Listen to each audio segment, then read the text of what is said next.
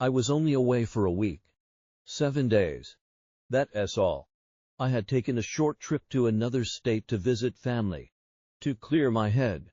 To remind myself that life outside my land still existed. I trusted that when I came back, my ranch would be exactly as I left it, quiet, steady, and waiting for me like an old friend.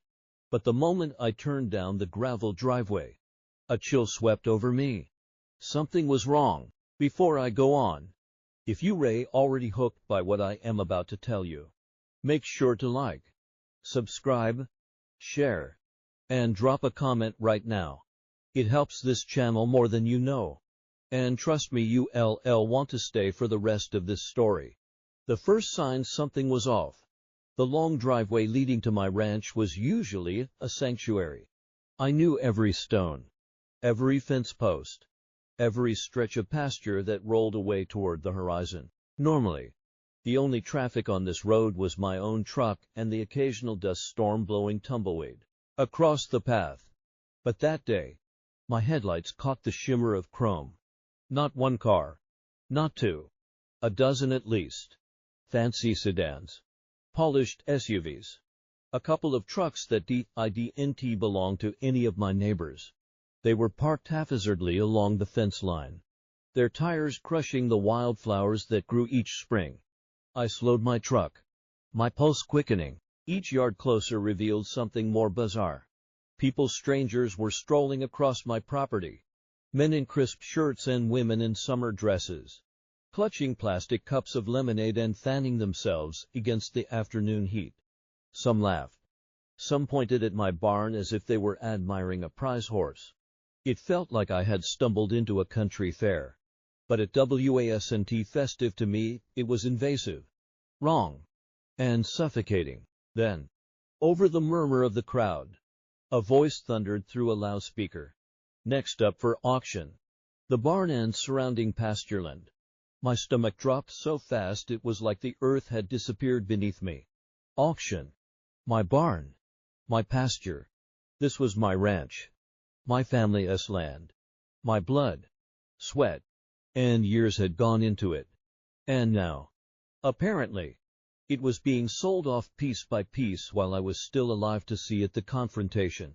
I killed the engine and jumped out of the truck, gravel crunching under my boots like gunfire. Every step felt heavy with disbelief, anger, and a kind of fear I'd never known before, the fear of losing something you thought was untouchable. And there she was, Karen, the so-called president of the Homeowners Association. Platinum blonde bob, oversized sunglasses that hid eyes colder than steel, and a posture that radiated entitlement. Her manicured hand gripped a clipboard like it was a scepter. And with every gesture she made, the crowd seemed to nod along as if she were royalty. Her words hit me like a fist to the gut. Liquidating my family's land for the betterment of the community. My voice cracked under the weight of outrage. This is my ranch, Karen. My home. You don't have the right to sell anything. But Karen just waved her perfectly manicured hand, as if I were a nuisance interrupting her tea party. You left weeds by the mailbox.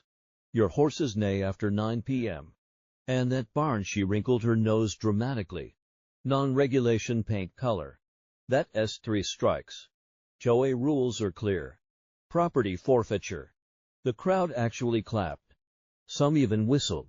As if this was entertainment. My ranch, my life had been reduced to a spectacle for strangers. Proof in hand. I felt my chest tighten with rage. But I knew I had one thing Karen couldn't touch. The truth. I strode back to my truck, popped open the glove box, and pulled out the deed to my land. I had kept it there for years. Not out of paranoia, but out of pride, proof that this soil belonged to me and no one else. I held it high like a warrior raising a shield. This land doesn't belong to your little club. It belongs to me. My family worked this ground long before your HOA was even dreamed up. You don't own it. Karen, I do. For the first time. Her mask slipped. A twitch at the corner of her mouth.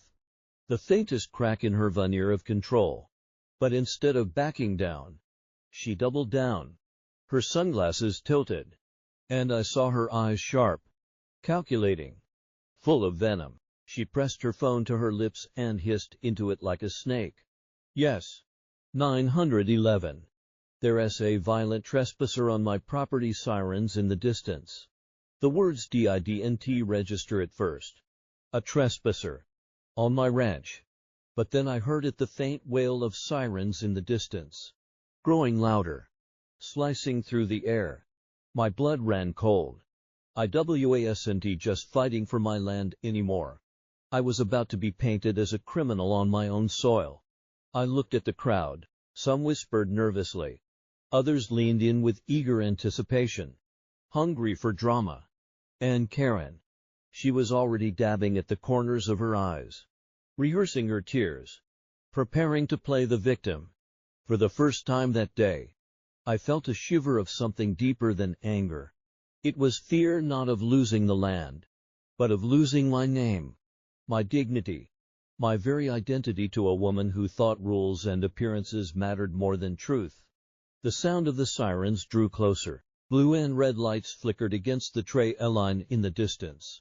I tightened my grip on the deed in my hand, holding it like the last anchor to reality, the last proof that I wasn't the villain in this twisted show. And in that moment, I knew this fight. I marched straight toward her, my voice shaking not with weakness, but with fury barely contained. Excuse me. What the hell is going on here? She turned, looked me up and down like I was some stray animal that had wandered onto the property, and said coolly, "Oh, you were early. We didn't expect you back yet." I blinked, stunned by the audacity. Early? This is my land. Karen smirked. Not anymore. The HOA has decided you've violated too many codes. We're liquidating your property for the betterment of the community, as only just beginning.